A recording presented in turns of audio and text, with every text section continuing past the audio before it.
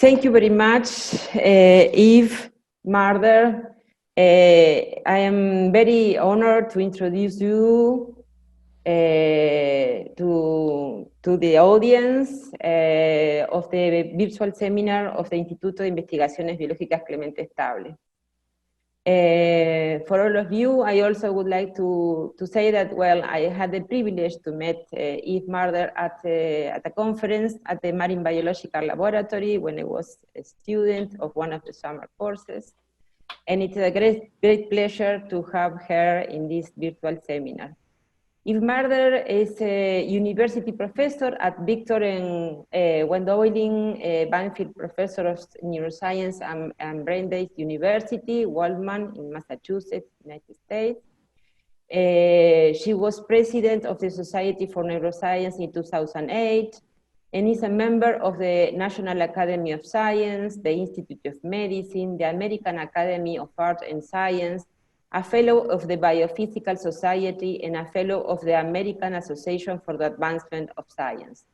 She received the Miriam Salpeter Memorial Award for Women in Neuroscience, and among many other neuroscience, I would like to remark the award of the Society for Neuroscience Education Award of the Society for Neuroscience, the Kavli Award in Neuroscience in 2016, and the Neuroscience Award of the National Academy of Science in 2019. Eve Marder is known as one of the most influential neuroscientists in her generation. Her research over more than 40 years has provided transformative insight into the fundamental process of animal and human brains. Marder and her research group accomplished this by studying a small group of neurons called ganglia from lobsters and crabs. Collectively, Marder research has transformed our understanding of microcircuits, revealing them to be flexible and dynamic entities that efficiently balance the needs for plasticity and stability.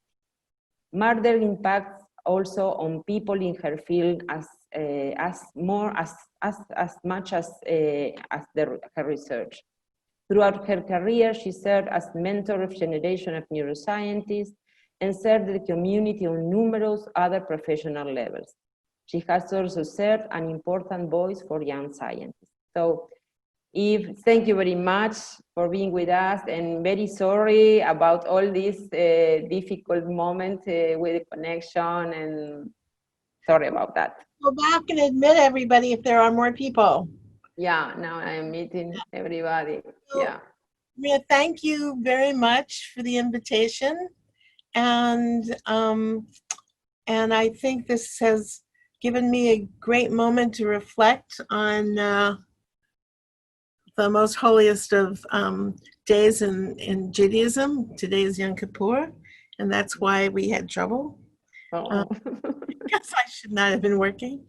So what I'm going to talk to you about today is differential resilience to perturbations of circuits with similar performance. And before... sorry, a little bit about that.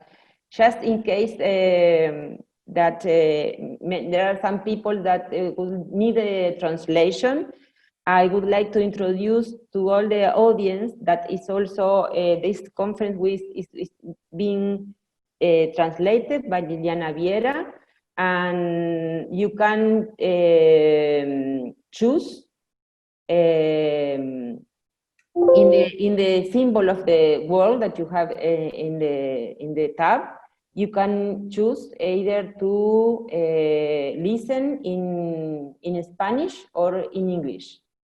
So just that. Sorry about that. Thank you.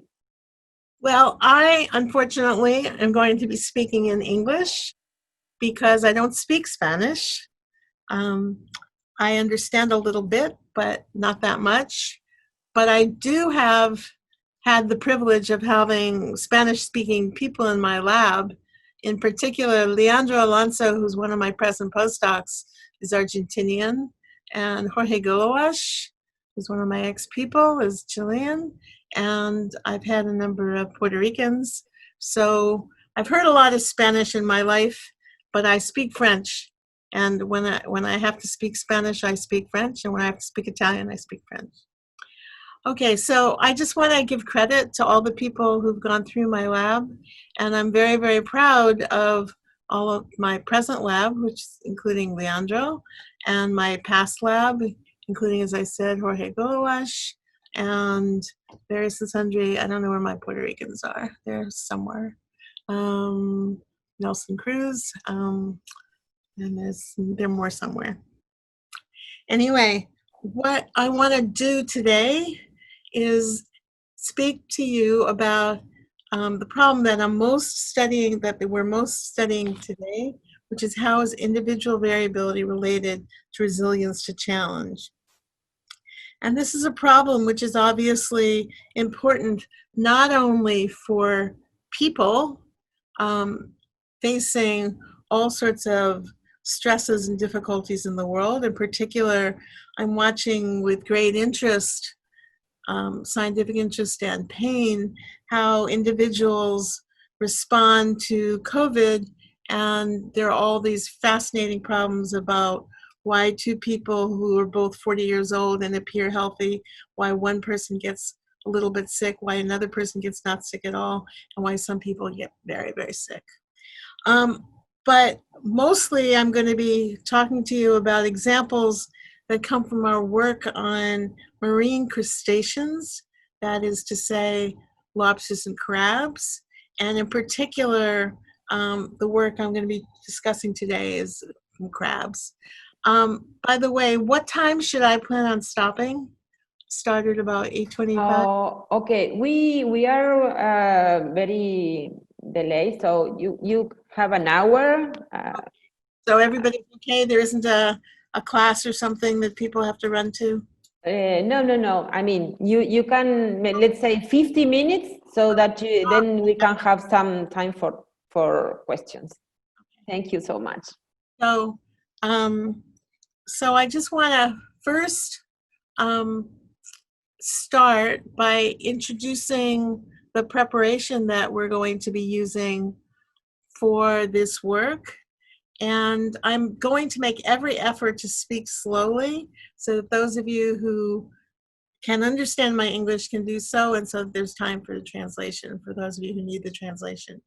But I'm not a very good slow speaker, but I will try. So the preparation we study, which is the crustacean stomatogastric ganglion, is responsible for controlling the movements of the crab or lobster's stomach. Now, the stomach of a lobster or crab is totally different from a vertebrate stomach. Instead, there are 40 sets of striated muscles that move ossicles and teeth inside the stomach. So it's a much better, it's better to think about it as if it were a mouth or a shoulder or the respiratory system in us and not our stomach. Now, the animals we study are adult animals and they're wild caught. And what we do is we buy them from a fish distributor who's down on the harbor. Brandeis is in Waltham, which is about 10 miles due west of Boston.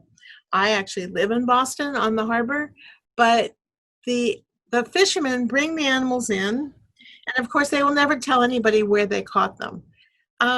So the fishermen bring them into the fish distributor. Then in normal times, the distributor puts a bunch of animals into a taxi and they come out to Brandeis. But today we go and get them because the university doesn't let random people wander around the university anymore. So when they come in, we unpack the animals and we put them into seawater aquaria downstairs in our building, and they stay there for days or weeks, and sometimes even longer if we want to keep them that long.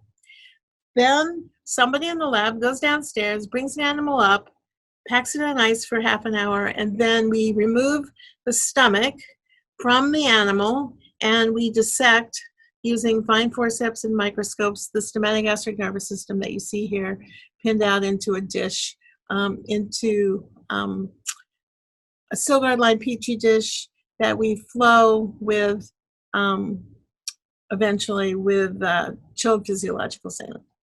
So the preparation, as you're going to see it, I'm going to show you two kinds of recordings. One are intracellular recordings made with sharp microelectrodes, and examples of those are seen here. This cell, for example, is called the PD cell. It depolarizes, it fires a burst of action potentials, then hyperpolarizes, and that continues. The LP also is firing in bursts, and the PY also is firing in bursts.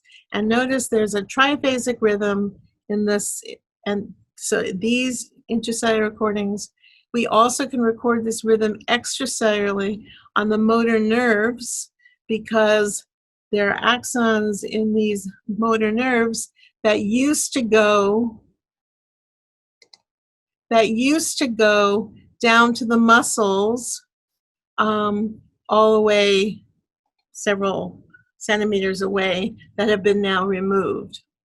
Now, this is a triphasic rhythm. It's a 1-2-3, 1-2-3 rhythm, and it actually is a constrictor 1, constrictor 2 dilator rhythm, where the LP and the PY neurons are constrictors, and the PD is a dilator of a valve at the rear end of the stomach.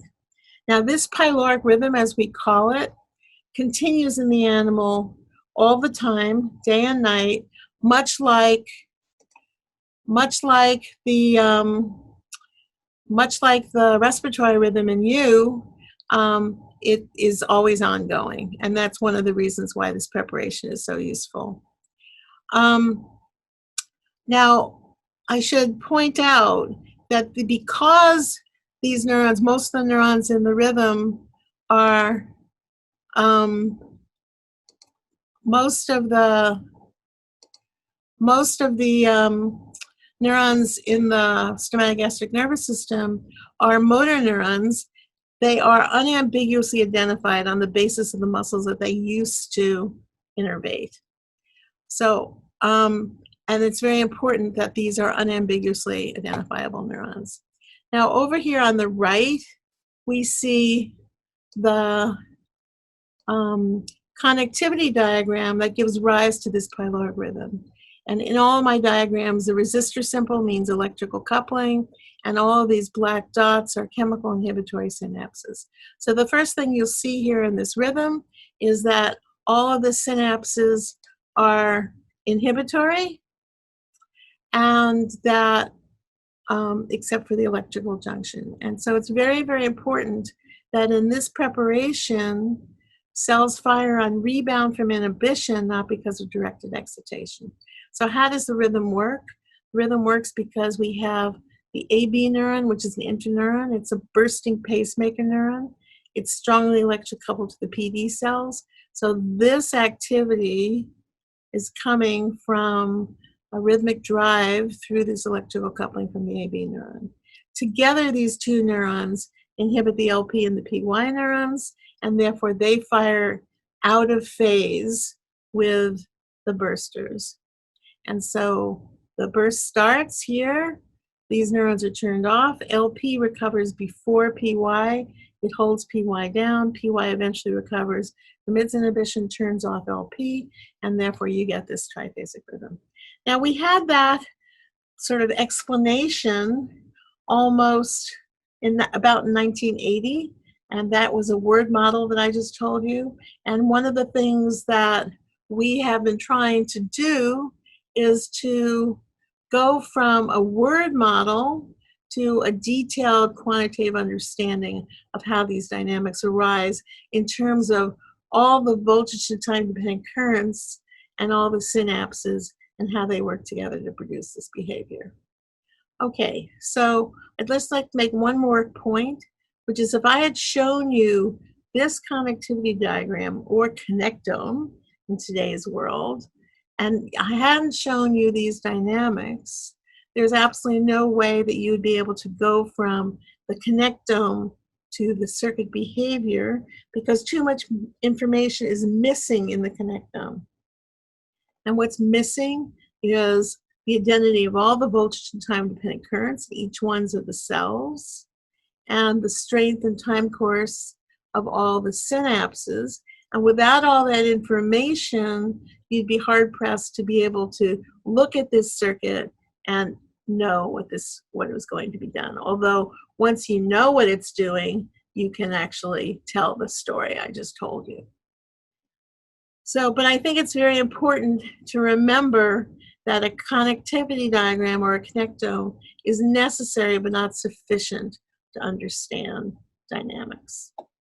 Now, because eventually we wanted to understand in detail what the role of every single synapse and every membrane current was in producing this behavior, we started using computational methods in about 1988, because if you go in and you start trying to characterize all the component processes, at some point you need a way of putting them back together and validating your understanding. So I'm going to, there's something screwy.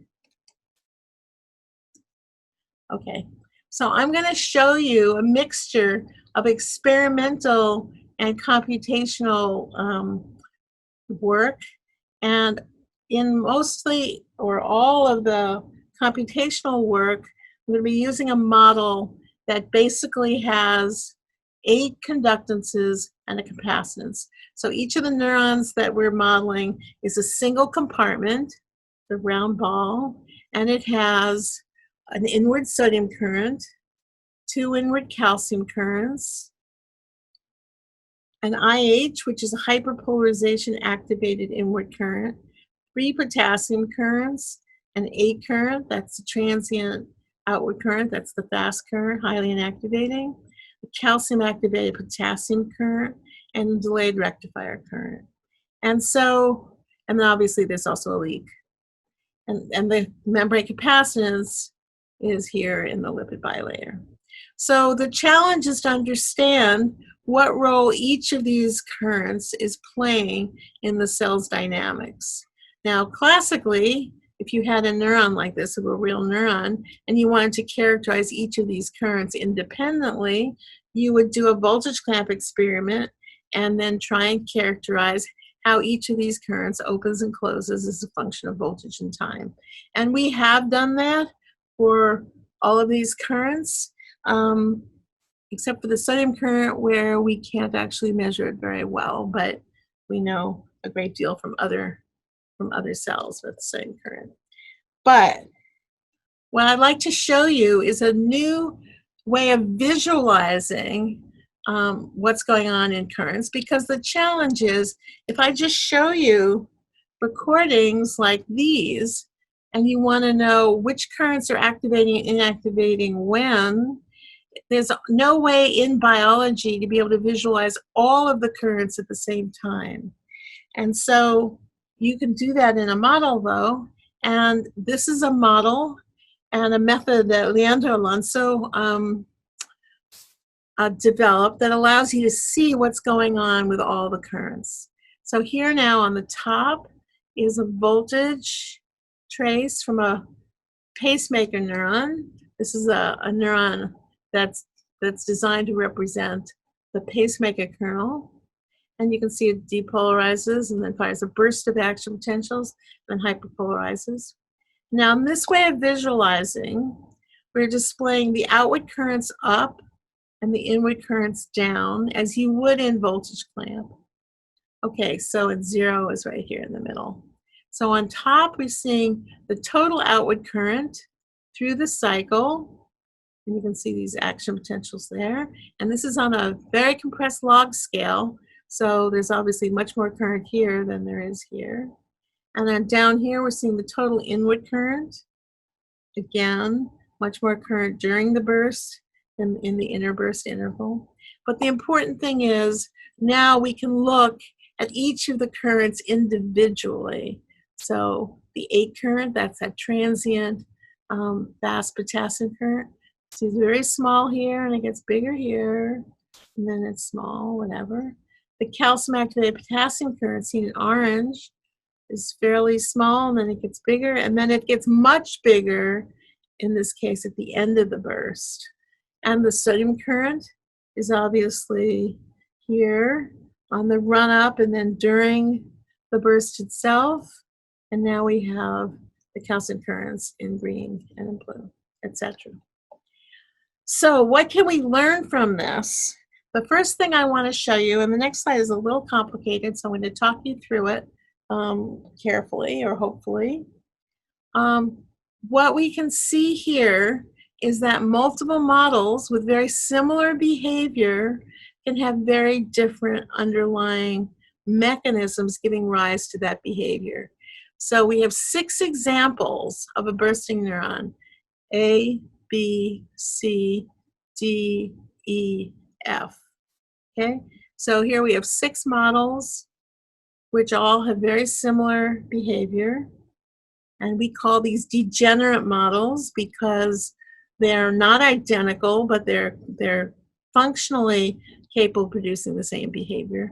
But now we're going to look inside them and see how they do it. So in A, we have a very small purple, so that's the A current. But if we look down at E and F, we can see we have a very large A current. If we look in A, we can see here in orange the calcium activated K, and it's actually active at very different times than it is down in these others. And likewise, if you had the time to stare at all these in great detail, you would discover that they're all quite different. But the major thing you can focus on is the A current. Now I want you to look at the A current because if you were just studying model F, you'd say that the A current is contributing in a very important way to the dynamics of this burst. But if you were to look at model A, you'd say the A current is almost insignificant. And I want you to imagine now you had animals, mice or worms or crabs or humans, and you were trying to understand how this behavior depended on, for example, the A current. If you were studying an individual that looked like this, you'd say, well, the A current isn't very important. But if you actually had an individual that looked like that, you'd say the A current is playing a very important role. And yet both of them are more or less, in the unperturbed case, producing very, very similar behaviors. So this is the conundrum. There are multiple solutions to producing very similar outputs. And so hidden in the biological world, we have crabs that might look like this and crabs might look like that. And we have to try and understand what those differences, what impact those differences have for the way the crabs live their life. And that's basically the problem we're going to be studying. And I'm just going to show you one more example, but now looking at the whole network. This is an old paper that Astrid Prince did, and she built 225 million or something, or 20 million models of the pyloric rhythm. And then she asked which ones of those combinations of parameters were good pyloric rhythms, and 400,000 of the 20 million actually were good pyloric rhythms. Here are 2 of them. And now we can see the conductance densities for a number of the parameters in the network.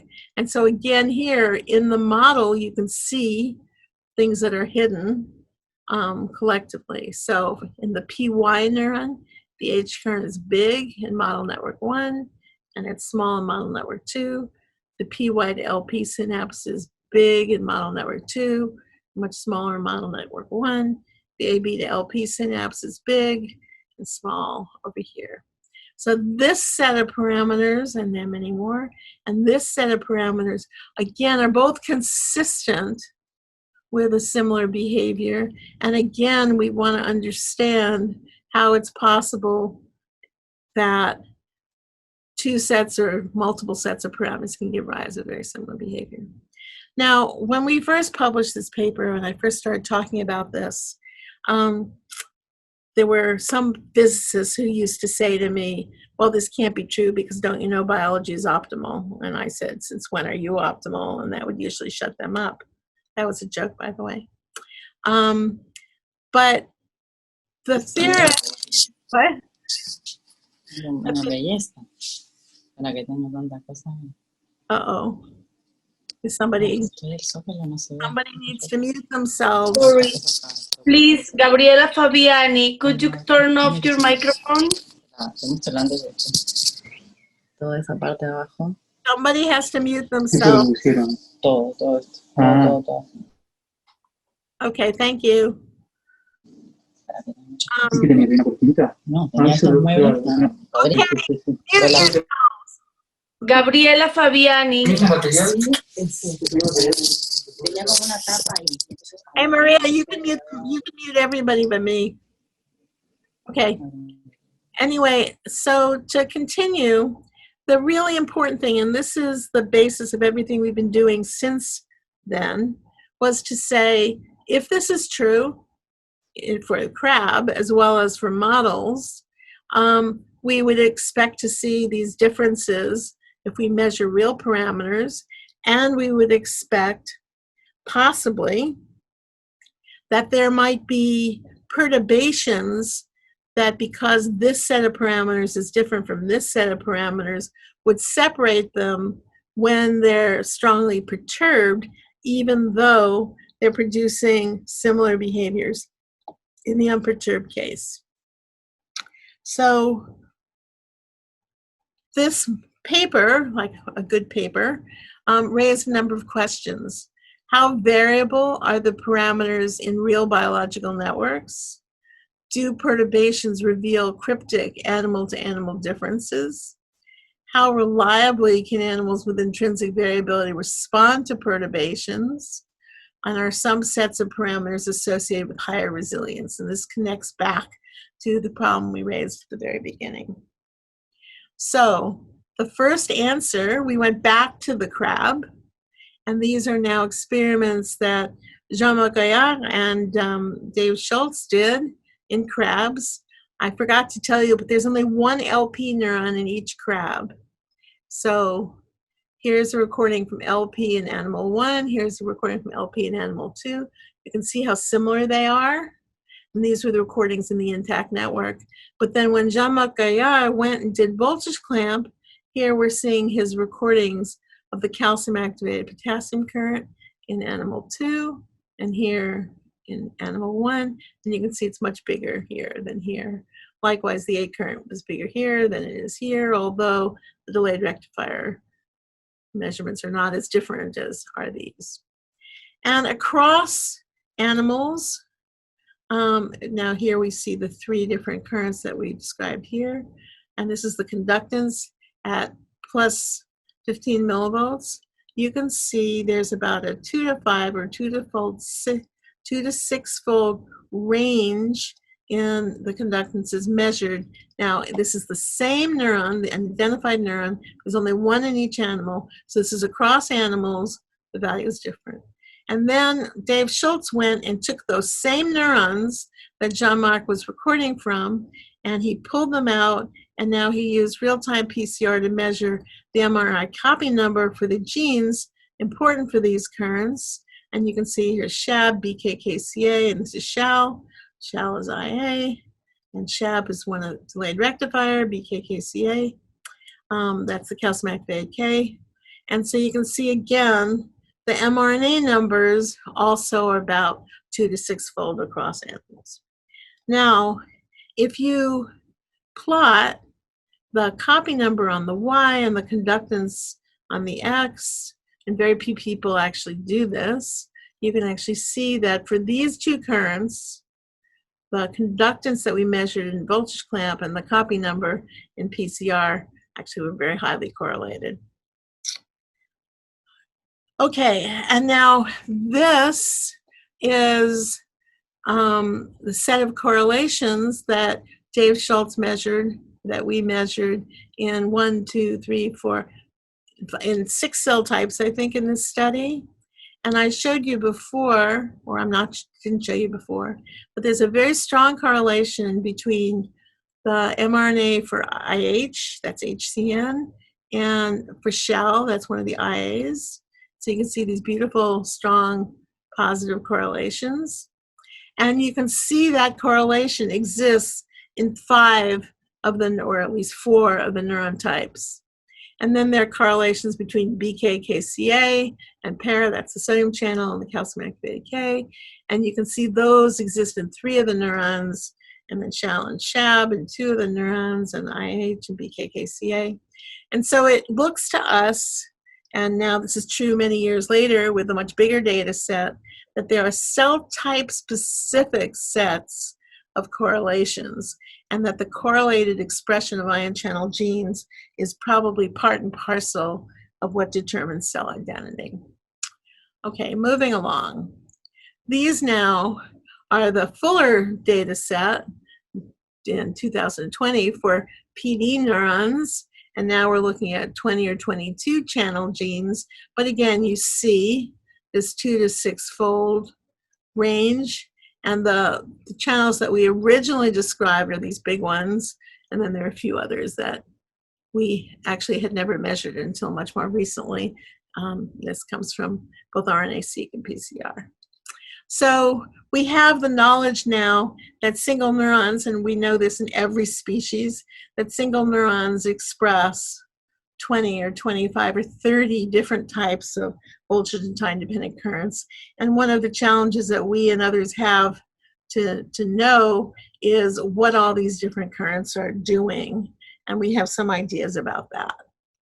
I'll come back to that. Now, so we have, and everything we've measured, including synaptic strength, etc., has this 2 to 6-fold variability. On the other hand, if we just record, now these are extracellular recordings from 5 animals that Adrian Topolik made, you can see that the pyloric rhythm itself is very, very similar, although the parameters that underlie it are, again, quite variable. And this is just another slide to make that same point. These are now intracellular recordings from animal 1, animal 2, animal 3 of the PD. See how similar the waveforms are, LP and PY. So that's the conundrum. The individual synaptic and intrinsic parameters can vary 2 to 6-fold across animals, even when they have similar behavior.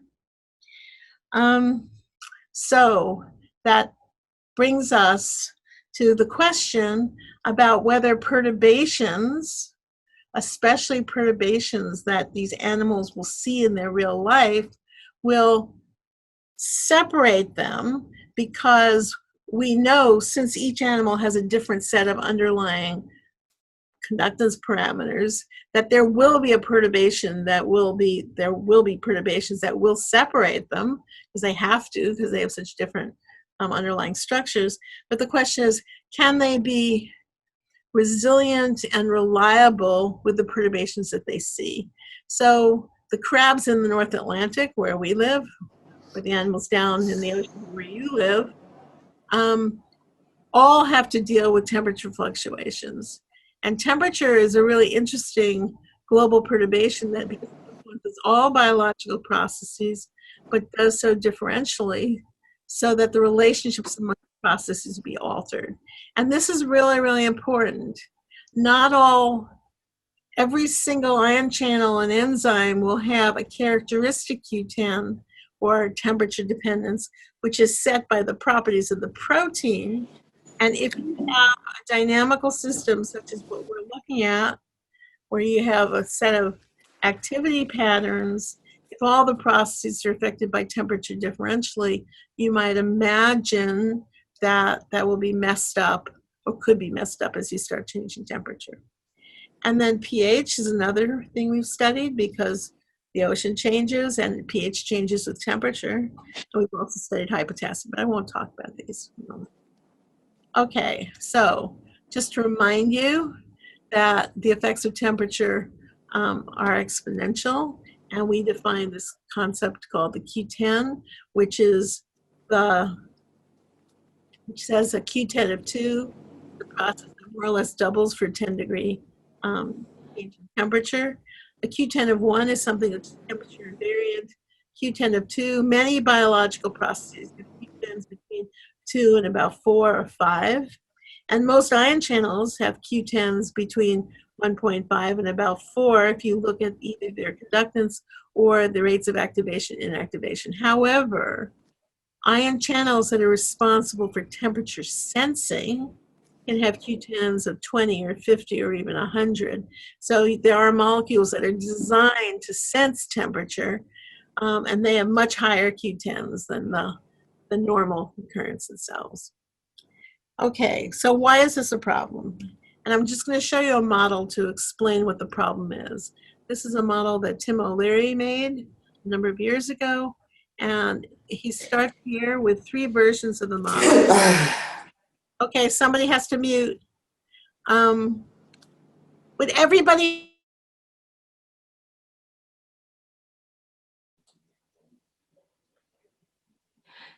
Sorry, Dr. Marder, you're mute. Okay, now, you're right. Am I unmuted now? No, now we can hear you. Okay, so here are 3 versions of the model. And you can see they're bursting at 10 degrees. And now, but Tim built these with different sets of Q10s, 3 different sets of Q10s. In this top model, when he increases the temperature in the model, you can see that the model goes from being a burster to being a single spike burster, and then it goes into a depolarization block. And when he hyperpolarizes, it gets irregular. This version of the model is better behaved. It goes slower as you get colder, and then it gets, as you go warmer, it behaves better, but eventually goes into tonic activity. This version of the model, when it gets cold, produces a behavior very similar to the one that this one produced when it got warm. And then when it warms up, it produces tonic firing and eventually stops firing in the hyperpolarized regime, unlike this one, which stopped firing in the depolarized regime. So you can see that these 3 models, although they had the same behavior here under control conditions, behaved completely differently to temperatures of perturbation. And I should like to say that finding models that are able to be temperature stable across a large range is very difficult. It doesn't happen automatically. And that's because all the processes that are involved in the opening and closing of ion channels and making a burst are temperature sensitive differently. Okay, so what about the animals? Now these are recordings from real animals. These were experiments that Lamontagne did in 2010. And these are extracellular recordings of a pyloric rhythm at 7 degrees. And we see here PDLPPY, PDLPPY. And now at 19 degrees, you can see the beautiful pyloric rhythm, that triphasic rhythm. And if you now plot the network frequency as a function of temperature on a semi-log plot, you get a Q10 of about 2, and everything just gets faster as you'd expect. Every animal we've ever looked at does this from about 5 degrees to about 23 or 24 degrees. So all animals that we get are perfectly capable of dealing with temperatures in the range that the ocean normally is for them. Now the animals that we study are 5 to 7 years old, so they have lived through 5 years or 7 years in the cold ocean, or the ocean that's cold in the winter and warmer in the summer, and they routinely in their life see temperatures that go from 3 degrees to 25 degrees. And they can see 10-degree temperature changes in a day. So this is natural for them, and all of them can do it, even though it turns out to be difficult to find solutions that will do this. The most remarkable thing about Lamont's data is that the phase relationships, that is to say the relative timing at which these neurons are active, are temperature compensated, and so that tells you how well these animals do. And that's shown here now with the intracellular recordings, 7, 11, 15, 19, 23. You can see that beautiful triphasic rhythm persists even though it's going much, much faster. And if you start thinking about this, you realize how difficult a problem it is, even though when Lamont overlaid the 11, 7, and 19 degrees, you can see the waveforms are maintained. So this is really a conundrum. How do you find solutions that allow you to do this so well? And how does an animal actually find those solutions? Okay, but if in this particular year, when Lamont did these experiments, he discovered that as he went to temperatures warmer than 23 degrees, and this number changes a lot, you see what he called crashes. So here's animal 1, animal 2, animal 3, animal 4, A, B, C, D. And you can see this is a disrupted rhythm. This is a disruptive rhythm. This is a disruptive rhythm. We've lost that triphasic pyloric rhythm. This is a disrupted rhythm, but they're all disrupted differently. And this is a very important point. You would expect that if they have very different underlying sets of parameters, that they might crash differentially. And that is precisely what we think is going on here. Now, in contrast, these were at greater than 23 degrees. I'd just like to show you my nightmare, my private nightmare.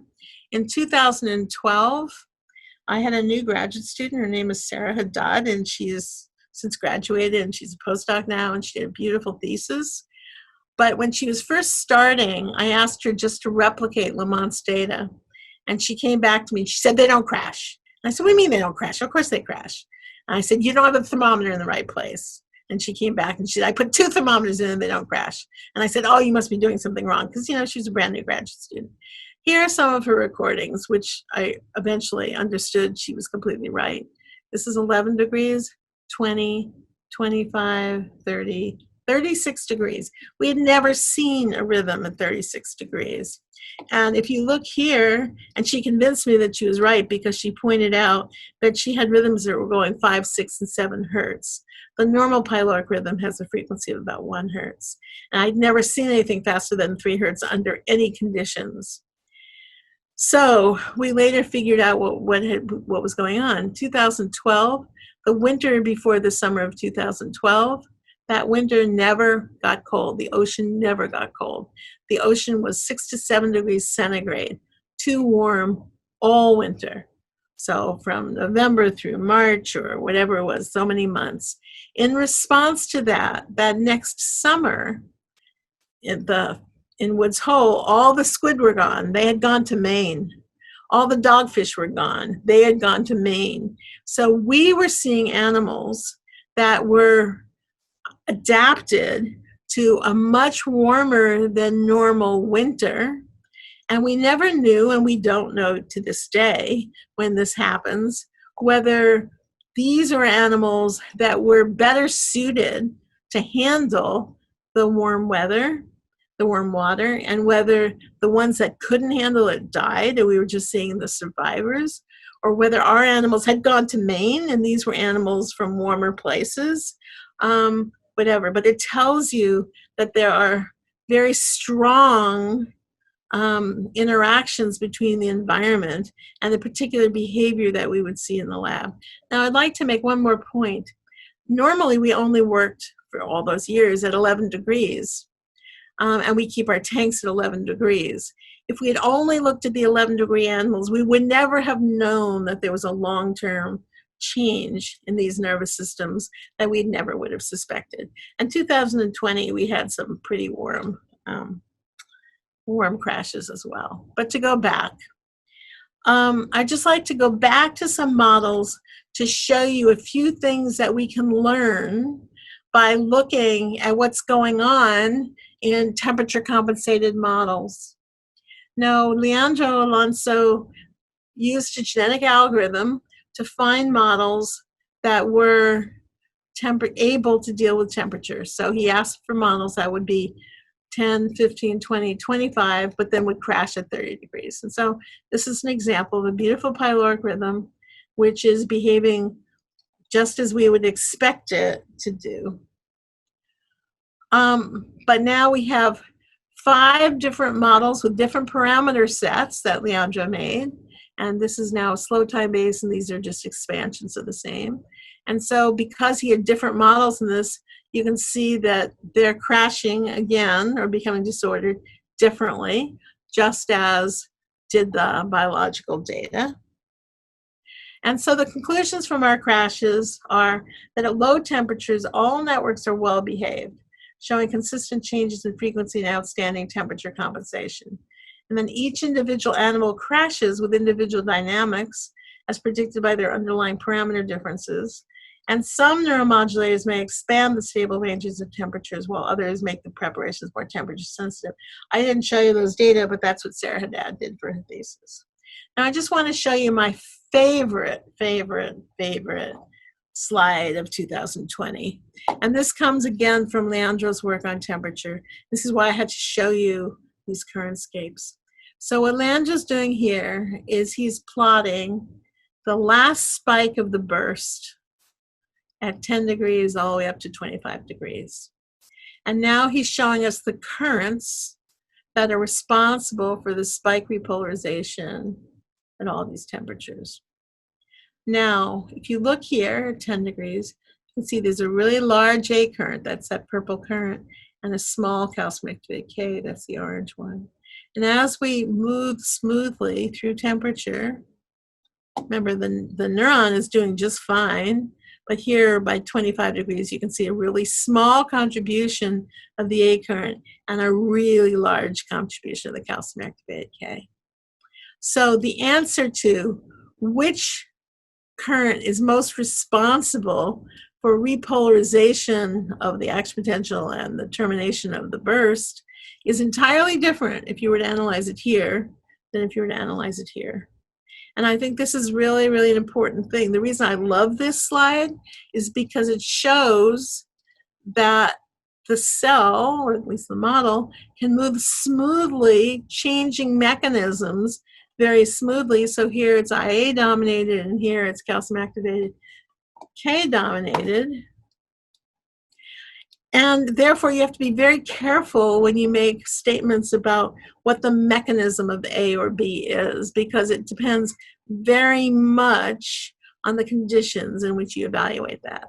But the real reason I love this slide is because it points out the reason this can happen is because these three potassium currents that you're seeing here have overlapping voltage and time dependencies. So even though they're different, and they're quite different in terms of how they activate with voltage and time, to some degree they can substitute for each other. And so my newest favorite idea is that the reason we have so many different potassium currents or calcium currents is to expand the dynamic range and avoid crashes by smoothly moving through mechanism. Okay, now, just like to, maybe I'll skip this and just, well, maybe I'll just show you a little piece of this. Here are two models that Leandro made, and we're looking at 10 degrees and 25 degrees from model 1 and model 2. And I'd just like to show you, in this model, the sodium current is small at 10 degrees, but big at 25 degrees. So it gets bigger at increased temperature. In this model, the sodium current starts out bigger and gets smaller as you increase temperature. Here, if you look at one of the calcium currents, it's small at 10 degrees, it gets bigger at high temperature. In this model, it starts out big and gets smaller with high temperature. So again, this tells you that depending on what all the different currents in the model are, you might expect different behaviors. Now, just one more of Leandro's pictures. And what he's doing now, he's showing you the pyloric rhythm here at 10 degrees. And then he's turning off the A current. That would be like doing a knockout or a pharmacology. And you can see at 10 degrees, that completely destroys the rhythm. However, when he does the same exact experiment at 25 degrees, here's the rhythm. Now he turns off the A current, and you can see it's almost fine. In a different set of simulations, he starts out with a rhythm, the calcium activated potassium current, and he turns it off. He does a knockout. You can see the rhythm goes slower, but it's still there. And then when he does that same knockout starting at 25 degrees, the rhythm is completely destroyed. So this is telling you that the underlying structure or the parameters can also change the response to any kind of perturbation. And this sort of should let you think a little bit differently about pharmacology, etc. So individuals with similar starting circuit performance with relatively similar circuit mechanisms in the control state can nonetheless show entirely different crash mechanisms. And this is a cautionary tale for thinking about disease. Now, I'm just going to tell you the answer to this. Randomly sampling parameter space shows that neurons that are temperature compensated are not common in the population. And we had to search large numbers of models to find them. So it's not that all multiple solutions are fine, it's that there are sets of multiple solutions that work really well, and they actually probably have to have certain specific kinds of correlated expression of ion channel genes. And so that immediately raises the question, if these good solutions are rare, how might biological systems find neurons that are well temperature compensated? And I'm going to probably skip through all of this and show you just one last slide. And this is a modeling study that Tim O'Leary did, in which he used the sets of correlations that arise from a homeostatic tuning model to find models that are temperature compensated. So here are 5 models that are beautifully temperature compensated between 5 and 25 degrees. And he used the kinds of correlations that you see in expression of different channel genes to actually find these. And I don't have time to go through that, but the conclusion is that correlations arise automatically in self-tuning homeostatic models and depend on the rates of the tuning process. And those correlations in expression are very similar to the correlations I showed you in the biological system. And I don't have time to really talk to you about all those homeostatic models, but that stuff is mostly published. But differential resilience in the population is a necessary feature that comes from the inherent degeneracy or multiple solutions to producing similar behavior in healthy nervous systems. Some mechanisms for differential resilience are automatic and arise from the properties of ion channels, receptors, and signaling. And then some mechanisms for resilience will depend on homeostatic mechanisms, behavioral adaptation, and learning. So the fast changes in temperature that we were doing would result from automatic effects of temperature on each of the ion channels in those neurons. However, that slow change to the weather, it wasn't weather, to the ocean temperature over many, many months is an adaptation that almost certainly requires transcription, translation, all of the biology in cells. So there are these fast and slow mechanisms for resilience, and how they play out at the level of the individual will depend on a lot. And I'd just like to stop there and thank you for being with me for all this time. Maria, come back. Thank you very much, Eve. So now I hope there are a lot of questions. There are some comments in the chat, but maybe people would like to express their question directly. So just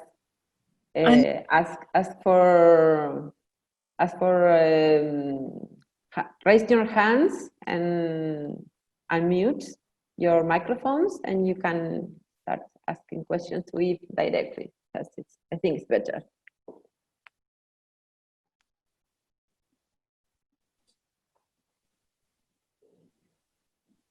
You have to ask them in English, though. Okay, thank you so much. I really thank you for your talk. It was very understandable and kind, and very nice recordings. So thank you very much. And I have a question related with the behavioral changes of the full animal. If you have any observation about that. So, first of all, lobsters and crabs and most animals do show temperature preferences. That is to say, they would prefer to be cold or they prefer to be hot. And so obviously, most animals that see a range of temperatures have temperature preferences and will move themselves into an environment that they prefer if they have control. And crabs will do that.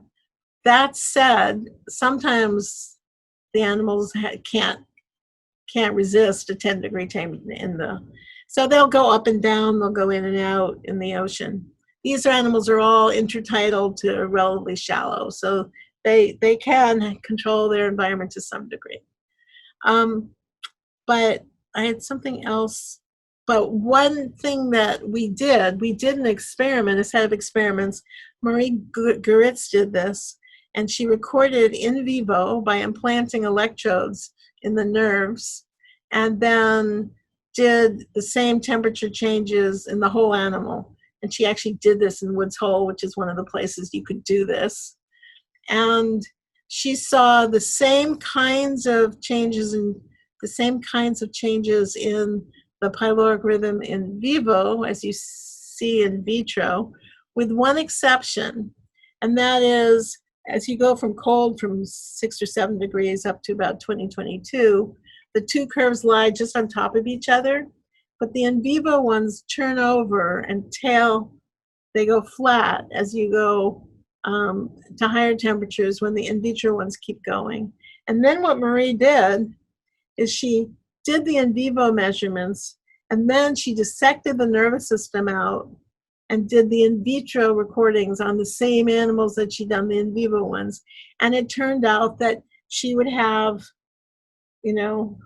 something that looked like that. That is to say, down at the lower temperatures, they were superimposed. And then in the same animal, when it was isolated, it could go faster than it would ever in the animal. So she said, and I think she's probably right, that there are two things. There are sensory neurons in the animal that we've taken away in our in vitro experiments. And those sensory neurons were probably shutting down the rhythm and holding it slower. And remember, the muscles, even though the ganglion can go at 6 hertz, the muscles can't go that fast. So there'd be no way that the animal could actually do movements as rapidly as that very fast. So that's all really interesting. Thank you very much. Very nice experiments, those ones. Yeah. Both, of course. Thank you, Dr. Berg. Now, Michel Borde from the School of Medicine, Montevideo, raised his hand. So just, Michel, if you would like to... Unmute. No, I have already unmuted you. No, okay. I just unmuted. Yeah. Thank you very much for this very interesting talk. It's really, it's making us thinking a lot, because we are very interested in rhythmic and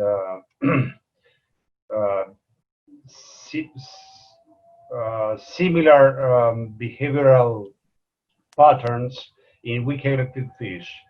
But you show that the rhythm in this stable condition of the stomatogastric ganglion change, obviously, with temperature, by changing the role of different member conductances to sustain the rhythm. Right. It is okay. But what happened with the pattern? So if you remember, the pattern is routine. Can you change the pattern of the behavioral output so easily in different temperatures? Neuromodulation, extrinsic modulation to this circuit. Change the target with the temperature. I'm sorry? So remember, I showed you at the very beginning, this recording where you see it 7 and 19 degrees. The pattern is the same, although the frequency is very, very different. And here you see the phase relationships, and they're completely constant. So what we think is happening is that the waveforms are being held constant by compensatory changes that different currents with different Q10s have somehow or other found solutions that allow them to compensate for the changes in temperature. So we actually measured the Q10s of several of the currents, and they are all different, but they're not that different. If every current had the same Q10, obviously temperature compensation would be trivial, but they don't. But we think that the successful correlated expressions that we see give rise to sets of currents where, as you go through temperature, the changes in each of the currents can compensate for the others. It's amazing. I mean, it's really quite remarkable. So, if the pattern and the rhythm are based in the protagonic or central role of certain conductances, neuromodulation, extrinsic modulation. Also, you want to know about neuromodulation? Changes at the target? No, probably not. So what we see with neuromodulation is that for some of the modulators, what happens is that the crash point is extended. So I didn't show you the modulation, so I have to tell you a little bit more about modulation. All of these recordings I'm showing here were done with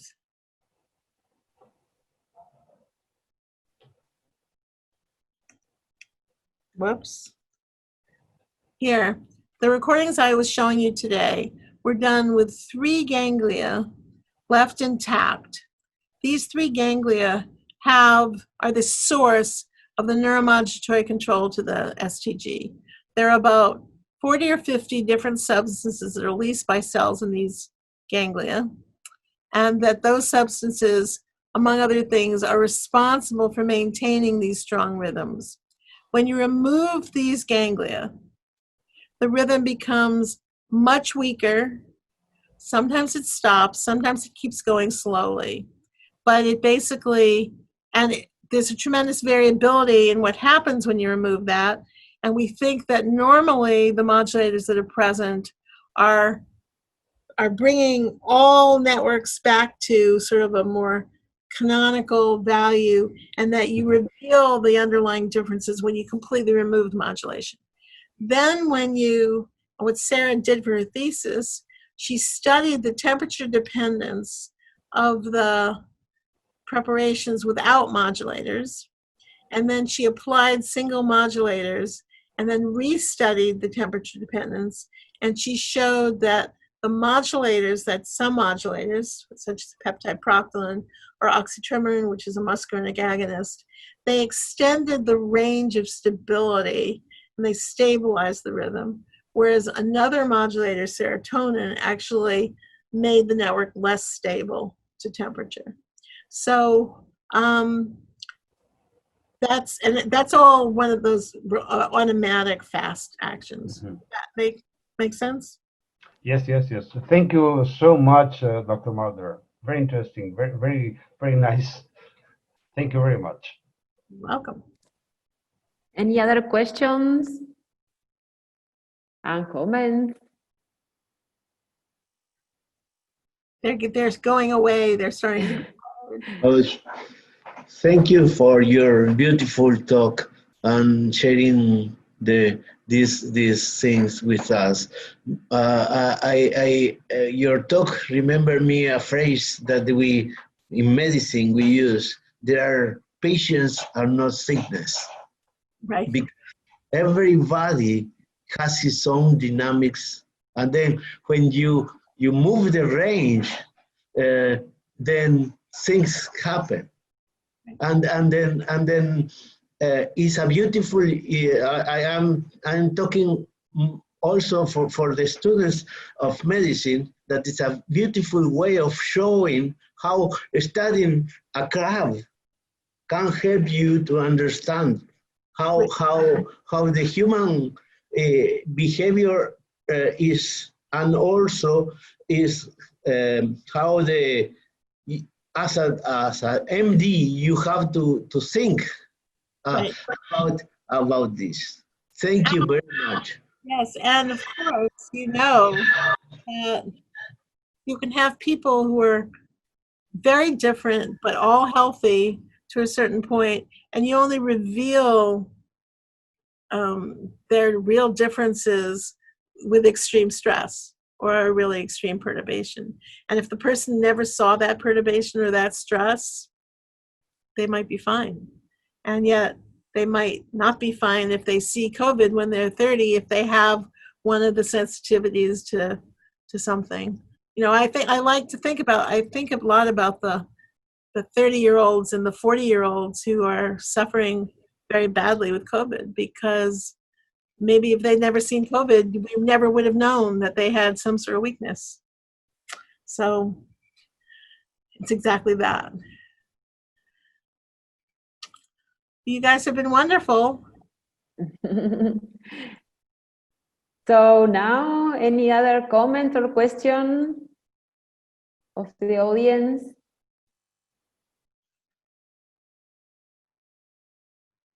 Okay, so there are just some people saying thank you very much for all this fantastic presentation. Eve, sorry about all the complication with the connection. It was yeah, it was everything ready up to this moment. Sorry about that.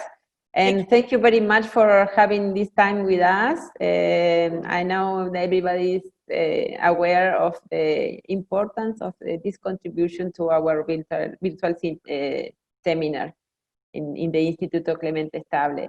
There are some messages here. Thank you very much for your invitation. Greetings from Bogota. And there is a question from Diana Jerusalinski from Buenos Aires, the University of Buenos Aires. Diana says, are there sensitive to pH receptor channels? So, interestingly... sorry to complete the question. Are there sensitive to pH receptor channels in the cells, those cells? And if so, could they contribute to the mechanism to regulate or modulate the rhythms? So obviously, all cells are pH sensitive, but we were very curious about the rhythms precisely because the ocean changes in pH, right, as well as temperature. So Jessica Haley, who was in the lab for a while, and she's now a graduate student at UCSD, studied the effects of low and high pH on the rhythms. And it turns out, shockingly, but maybe not so shockingly, that the pyloric rhythm is very insensitive to pH until you get down below about 5.5 or higher than about 9.5. So seawater is about 7.8, but then seawater changes temperature as a function of depth, and it changes pH as a function of temperature and depth. So the pHs that crabs would normally see, the rhythm just does not care about. Now, that said, obviously, these animals live in a bicarbonate buffer, so there will be changes, but they've somehow or other built themselves to be very pH resistant, which is probably wise. Thank you very much. Great talk. There are also many other comments. For example, Ritu from India, he says, really fantastic talk, and you are such an inspiration, Eve. thanks to the organizers and greeting for everybody. Also, there's a student says, well, I have learned too much. Thank you. And okay, so fortunately, we end with a nice end. And thank you very much. If there aren't any questions, any more questions, we can ask. Thank you very much, and hope to see you in person. I would have preferred to have come to Uruguay in person. Yeah, next time, maybe next year or the year after the COVID, we will be organizing an event and inviting you. It would be really, really fantastic to have you here. I always like going places I've never been. Okay. So thank you very much, Eve. It was a pleasure to have you with us, an honor. Thank you so much. Okay.